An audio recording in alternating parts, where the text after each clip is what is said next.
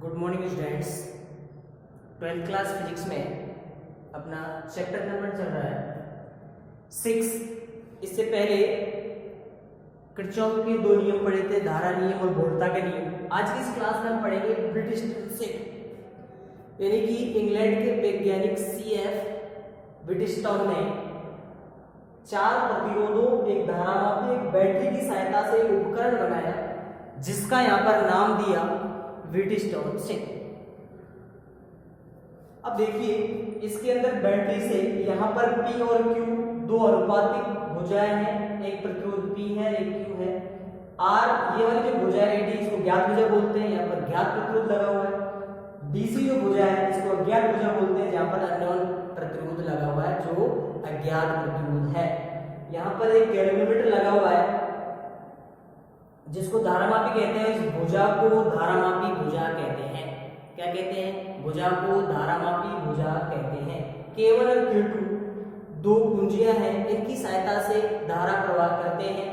अब देखो इस सेल से एक धारा आई निकली, यहाँ इस A बिंदु पर आकर I1 और I2 दो भागों में विभक्त हो गई।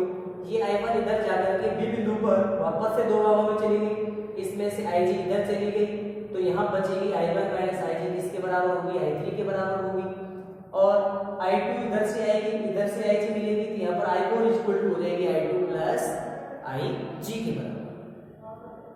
तो इसमें लिखेंगे इंग्लैंड के वैज्ञानिक प्रोफेसर CF ब्रिटिशटाउन ने सन 1842 में 4 प्रतिरोध, एक सेल तथा एक धारामापी को परस्पर जोड़कर एक विशेष प्रकार का परिपथ तैयार किया, जिसकी सहायता से अज्ञात प्रतिरोध का मान ज्ञात किया जा सकता है। इस परिपथ को व्हीटस्टोन सेतु कहते हैं। व्हीटस्टोन सेतु के सिद्धांत के आधार पर पहला मीटर सेतु, दूसरा कैरी फोस्टर सेतु, तीसरा पोस्ट ऑफिस बॉक्स आदि काम करते हैं। यानी कि इसके सिद्धांत पर मीटर सेतु, कैरी फोस्टर सेतु और पोस्ट ऑफिस बॉक्स काम करते हैं। इसको बना लिया तो यहां लिखेंगे रचना, यानी कि इसके अंदर क्या क्या है। रचना में लिखेंगे व्हीटस्टोन सेतु में दो प्रतिरोधों P व Q को श्रेणी क्रम में तथा शेष दो प्रतिरोधों R व S को भी परस्पर श्रेणी क्रम में जोड़कर दोनों श्रेणी क्रम संयोजनों को समांतर क्रम में जोड़ा गया है। इस प्रकार प्राप्त चतुर्भुजीय व्यवस्था में बिंदु A और C के मध्य एप्सिलॉन E विद्युत वाहक बल का एक सेल तथा बिंदु B व D के मध्य एक धारामापी G को जोड़ा गया है। फिर लिखेंगे P व Q भुजाओं को अनुपाती भुजाएं, P व Q भुजाओं को अनुपाती भुजाएं। AD भुजा में ज्ञात प्रतिरोध लगा हुआ है, इसे ज्ञात भुजा। DC भुजा में अज्ञात प्रतिरोध लगा हुआ है, इसे अज्ञात भुजा कहते हैं, BD भुजा में धारामापी लगा हुआ है, अतः इसे धारामापी भुजा कहते हैं,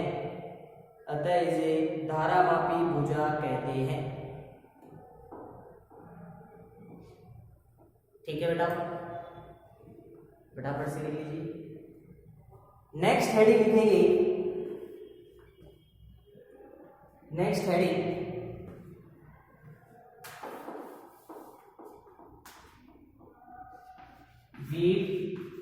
व्हीटस्टोन सेतु की संतुलन अवस्था का विश्लेषण। नेक्स्ट हेडिंग है व्हीटस्टोन सेतु की संतुलन अवस्था का विश्लेषण। इस हेडिंग के अंदर ये वाला डायग्राम वापस से बनाना है, वापस से बनेगा व्हीटस्टोन सेतु की संतुलन अवस्था का विश्लेषण। देखो संतुलन अवस्था कौन सी अवस्था होती है, जब बी बिंदु और डी बिंदु पर विभव का मान समान हो जाए और धारामापी में अविक्षेप की अवस्था प्राप्त हो, तो इस प्रकार की अवस्था को कौन सी अवस्था कहेंगे, संतुलन अवस्था कहेंगे। और संतुलन अवस्था में P व Q भुजाओं से बहने वाली धारा, R और S भुजाओं से बहने वाली धाराएं क्या होती है, बराबर प्राप्त होती हैं। B बिंदु पर विभव और D बिंदु पर विभव का मान क्या होता है, एक समान प्राप्त होता है। तो इसमें लिखिए व्हीटस्टोन सेतु की भुजाओं में लगे प्रतिरोधों के मानों की वह व्यवस्था जब धारामापी में शून्य विक्षेप प्राप्त हो व्हीटस्टोन सेतु की संतुलन अवस्था कहलाती है। संतुलन अवस्था में बिंदु B तथा बिंदु D पर विद्युत विभव समान होते हैं और संतुलन अवस्था में I1 बराबर I3, I2 बराबर I4 प्राप्त होते हैं। I1 बराबर I3, I2 बराबर I4 प्राप्त होते हैं। नीचे लिखेंगे संतुलन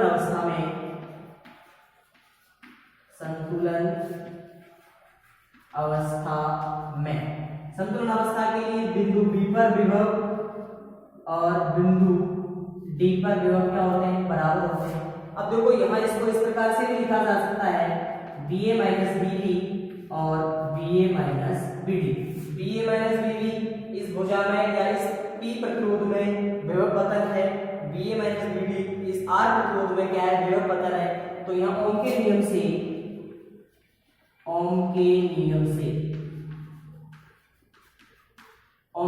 हो जाएगा I1P is equal to I2R, equation number first.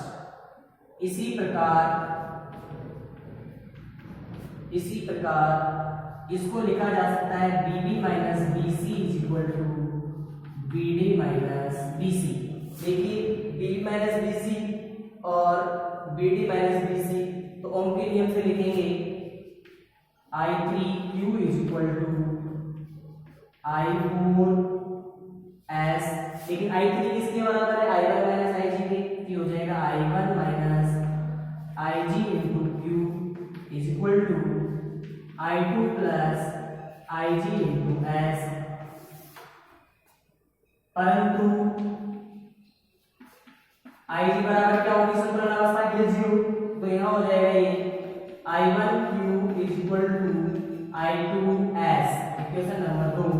फिर लिखेंगे समीकरण 1 में 2 का भाग देने पर, समीकरण 1 में 2 का भाग देंगे तो हो जाएगा I1P upon I1Q I2R upon I2S, I1 से I1 कट जाएंगे, बचेगा P upon Q R upon S। ये संतुलन अवस्था का क्या है? समीकरण है।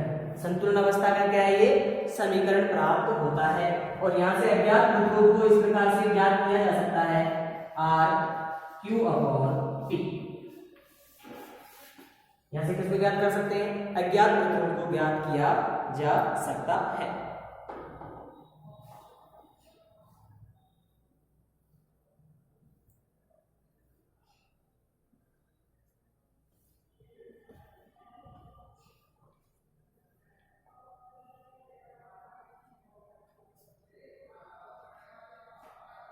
इसी में आगे नोट डाल के लिखेंगे, नोट डाल के व्हीटस्टोन सेतु में संतुलन बिंदु की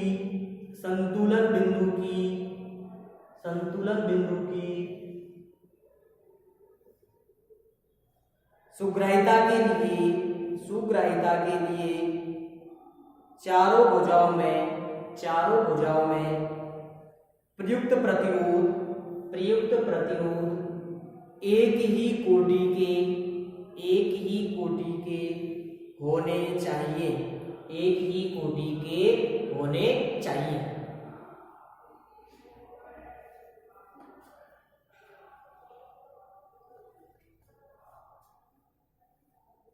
इसको लिखने के बाद इसको मैं ऐसे रख कर रहा हूं।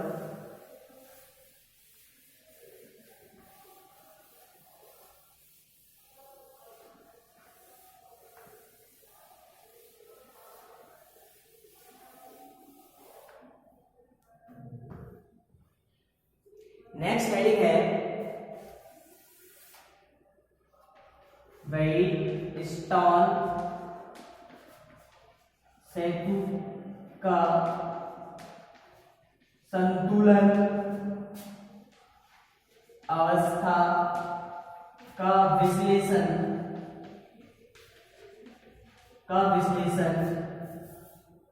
किरचॉफ के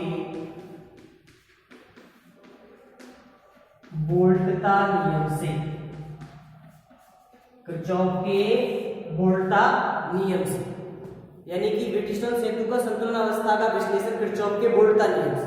अब देखो किरचॉफ का वोल्टता नियम क्या होता है, यानी कि किसी भी बंद लूप को लेंगे तो यहाँ लेंगे बंद लूप,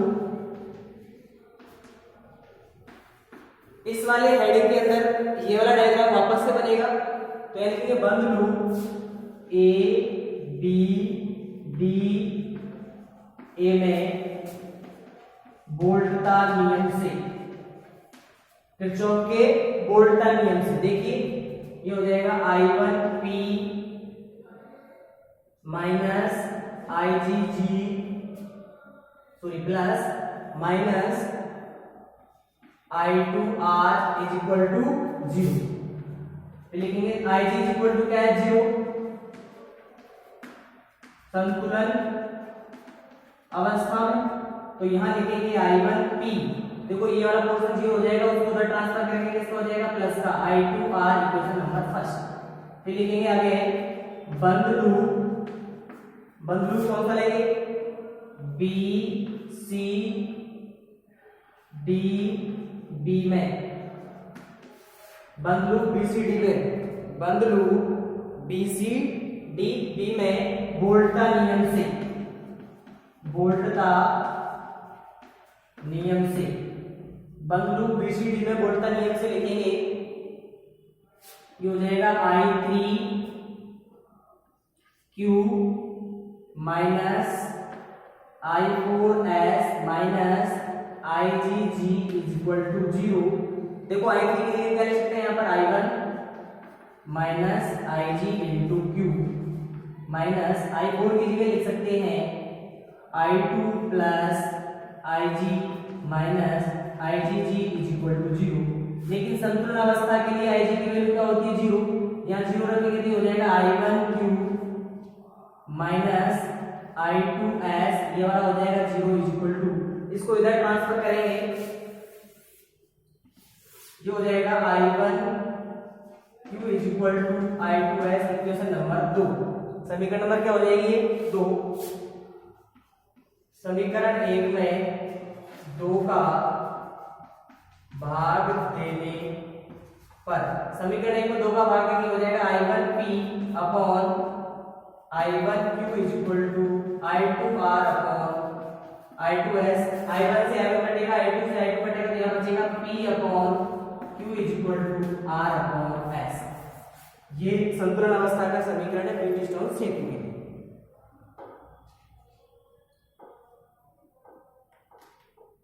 यह प्रतिबंध इसको हम बोल सकते हैं।